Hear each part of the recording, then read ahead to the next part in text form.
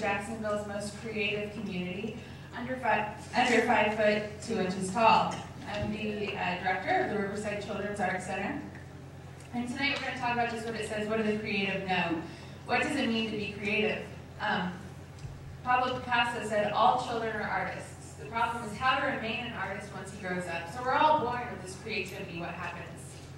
Now, for me, there are 3 sources of modern wisdom that I can find all the answers to all my life questions. The Godfather, Seinfeld, and the Wizard of Oz. We could look to the cookie, we could take it to the mattresses, but I work in Munchkinland, so we're going to follow the yellow road. I'm going to ask you guys for a little bit of participation. I want to make sure that you stay awake. So when I point to you, I need you to fill in the blank. All right? Right? So we're going to practice. We have Dorothy up here, right? And she said, there's no place like... Oh, great. You guys are on top of it. Let's practice one more time. She said, there's no place like... Oh, great. Okay. So we're going to start on our yellow brick road. Who do we run into first? With the scarecrow, right? And the scarecrow says, if I only had a brain. Brain, what does that mean, to have a brain? We're collecting knowledge, right? How do you do that? With your curiosity. So, at our art center, we have recently put in an organic garden. And we asked our 4th and 5th graders to populate this garden.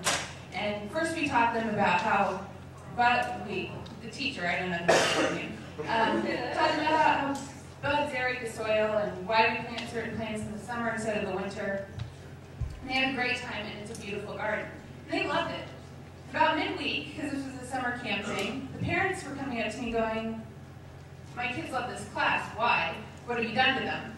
Because they won't do this at home.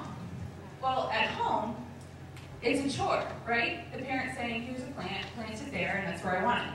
Whereas here, the kids were learning, they were being curious, they learned all this stuff, and then they got to be creative with it, and they got to create, and it was fulfilling to them.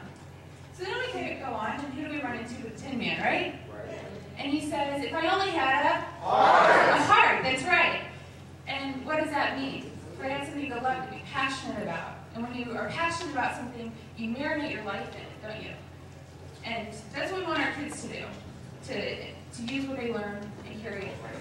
So, our first week of summer camp, we taught the kids had a yoga class. They learned downward facing dog and mountain pose and cobra. They loved it, and I knew that they learned it. But it wasn't until the next week that it really reached me what they learned. We had a modern dance class, and the kids were asked to interpret their emotions through movement, and they made up their own movements. It was improvisational. And the teacher came up to me and said that these kids, they're making their movements, and they're making them their own, but they all know yoga, and they're using that to make their movements. And that's how they're expressing their emotions. Well, then every day, the kids learned about a different artist. And so we had Jackson Pollock Day, and the kids were asked to interpret their emotions, of the painting in that way.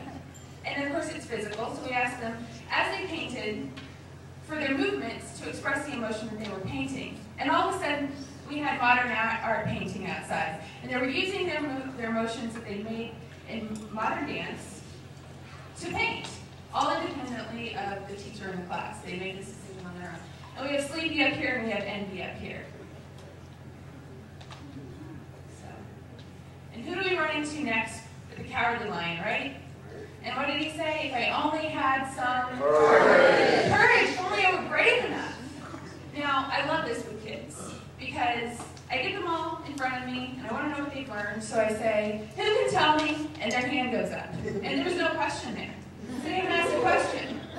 And they don't care, because it's worth it to them to give it a shot. And that's my point. You've got to be ready and willing to fail to succeed in creativity. Now, creativity is not failure, but if you're not ready to take that leap into the possibility of failure, you're never going to fully reach your potential as a creative person. And so, the ability to fail is the ability to be creative. And they're different. But now, on the following slide, you're going to see a picture, and I want you to raise your hand if you recognize either the person in the picture or the picture itself. Okay. This is a professional golfer, right? Tiger Woods. It's a professional photo for a professional advertising campaign. And this is what we would expect from a professional, isn't it? Not that surprising. No one's shocked. Is anyone shocked? No. Okay, well, good. This photo, however, does anyone recognize this photo? And not as many hands. This is a photo taken by a 4th grader of her friend on our playground. Is anyone shocked by this? Should you be shocked by this? And if we underestimate our kids, and don't give them credit for doing this, how much more do we underestimate ourselves? So, our goal at the center is not to create studio artists. It's not our goal, and if that's all we do, we haven't been successful. Our goal is to build creative confidence and create creative ambassadors, so that whatever field they go into, they're going to be bold, they're going to be fearless, they're going to be creative, and then they're going to be successful. So as we click our heels together and head on home, I really want to challenge you, not just for yourselves, but because there's a generation after you that needs to see it. To be bold, to be fearless, to be proud of your talent, and to be curious.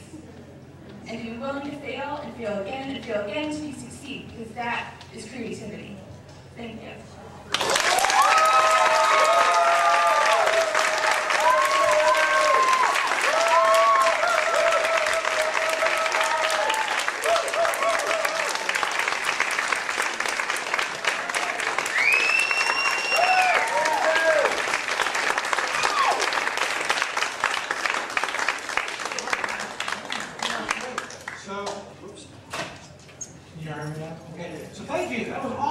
Does anybody have 1 or 2 quick questions for Mandy? All right, there's one in the back. Yes. Who do you credit with inspiring your confidence as a young artist, as a child artist? Well, I have to say the kids themselves are pretty inspiring. When you were a kid? When I was a kid. Family members that supported me. And also, it may be some kind of roundabout, but a lot of people would say to me very often, aren't you lucky that you're creative? And so I took it as an honor. And I later realized that everyone's creative, and it's a whole other shebang there. But I felt honored to have that privilege, and so I was inspired to do better. Where is the Riverside Children's Center? And is it year-round? It is year-round. We're doing fall registration right now. It's actually located in the Riverside Avenue Christian Church on Riverside Avenue. It is a ministry of the church, but it doesn't promote any specific denomination. It's open to everyone, and it's just a community service. So, is there a fee involved? Yes, there are scholarships available for the 12-week program in the fall. It's $20. So. And do you take volunteers? We do. Yes, we do. Wow. You want to volunteer? I will be. What age group do you start at? Well, historically we've gone kindergarten through 5th grade, and this fall we actually have a class for a Mommy and Me craft class taught by Emily Edge, who's here somewhere.